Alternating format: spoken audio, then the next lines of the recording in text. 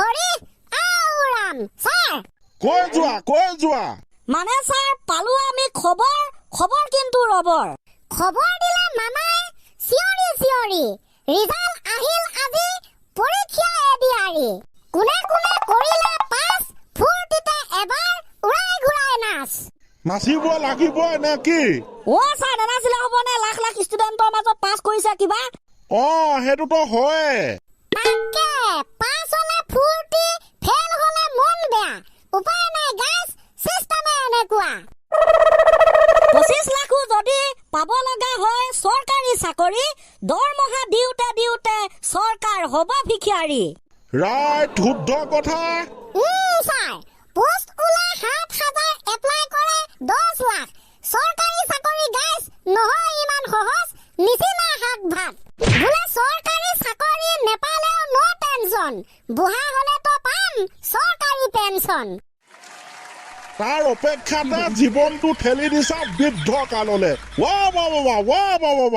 উপায়টোতো নাই ছাৰ যোনে পাছ কৰিছে হেপ্পী আৰু যোনে ফেল কৰিছে দুখী হয় দিয়া আপোনালোকৰ খবৰ দি যাব দেই ৰিজাল্টৰ কমেণ্টত তাকে আমি চাম আৰু পাছত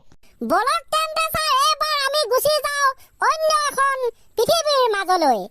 মানুহে কয় মিছা কথা ক'লে ঠেং চুটি হয় তাকে শুনি লাগে বহুত ভয় সৰুতে ভাবিছিলো মূলা পকাৰ পাছত গাজৰ হয় মানুহে কয় মিছা কথা ক'লে ঠেং চুটি হয় তাকে শুনি লাগে বহুত ভয়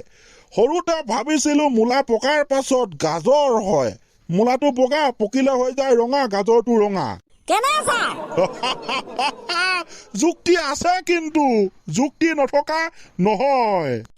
ছাৰ যুক্তি অবিহনে এইটো ভবাটো অকল্পনীয় ভাল বাৰু আগতে মানুহে বোলে শৰীৰটোৱে ৰেষ্ট পাইছিল আৰু এতিয়া মানুহে বোলে শৰীৰটো বাদ দিয়ক মোবাইলটোৱেহে ৰেষ্ট পায় ইয়াকে কয় গাইছ পৰিৱৰ্তন স্বচ্ছ ভাৰত মিছন ভাল মানুহৰ ভাল স্বভাৱ বেয়া মানুহৰ বেয়া স্বভাৱ মোবাইল ফোনৰ পৰিছে প্ৰভাৱ যুদ্ধ কৰিলে যুদ্ধ হ'ব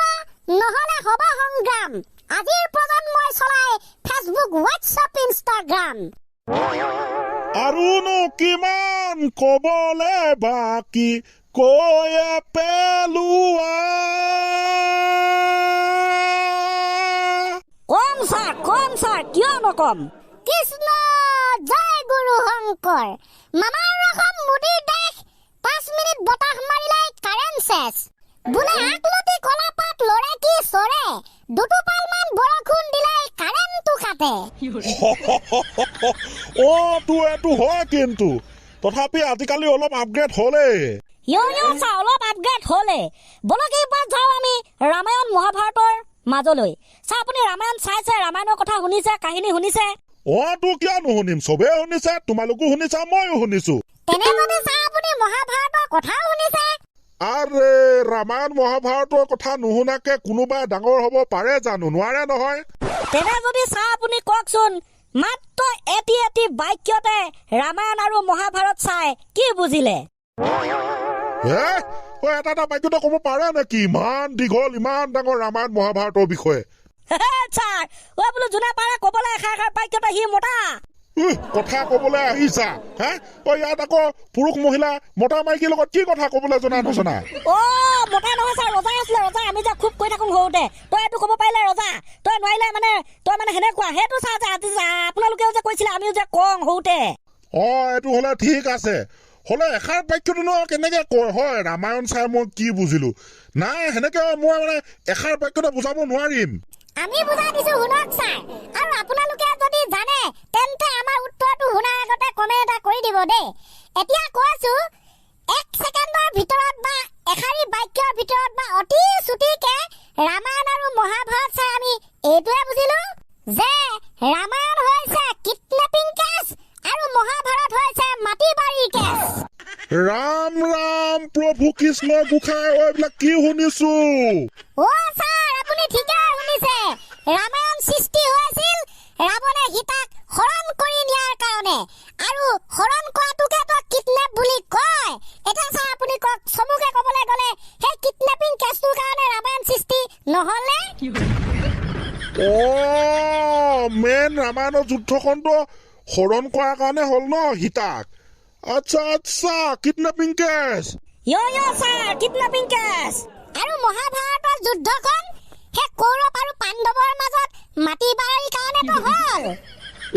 অহতো ৰাম ৰাম তাৰ মানে অতি চমুকে ক'বলৈ গ'লে ৰামায়ণ মহাভাৰত চাই আপোনালোকে এইটোৱে বুজিব পাৰে একেবাৰে চিম্পুল ভাষাত ৰামায়ণ হৈছে কিডনেপিং কেছ মহাভাৰত হৈছে মাটি বাৰী কেছ চিৰিয়াছলি নল'ব দিছ ইজ অনলি ধেমালি অনলি এণ্টাৰটেইনমেণ্ট পাৰপজ অনলি দেই ভাল লাগিল দিয়া হ'লেও ধেমালি চলেৰে কিন্তু বৰ ধুনীয়া সঁচাকে কিন্তু হয় আকৌ দে এনেকুৱা হ'লে মানে হয় আকৌ ঠিকে আছে তো ন এইটো তাকে আৰু ছাৰ মানে আৰু থুলমূলকে ঠিকে আছে বুলি ভাবি লৈছো আৰু দেই এনেকে মানে আৰু বাৰু এয়া এডিআৰই পৰীক্ষা আজি ৰিজাল্টৰ খবৰটো বাৰু চবে পাইছে তাৰ ওপৰত কিবা গান চান হৈ যায় নেকি লাষ্ট ফিনিচিং হিচাপে গান চামি আমি আহোঁতে গাইছিলো ছাৰ আপুনি শুনি নেপালে সেইকাৰণে ৰ'ব ছাৰ এডিআৰই পাছ কৰাটোতো মানে চবেই সেইটো ফূৰ্তি আৰু ফেল কৰাক লৈ মানে এটা লিখা হৈছিল আৰু গোৱাচোন গোৱা শুনি চাওঁ মোৰ বুকু ধপ ধপ কৰে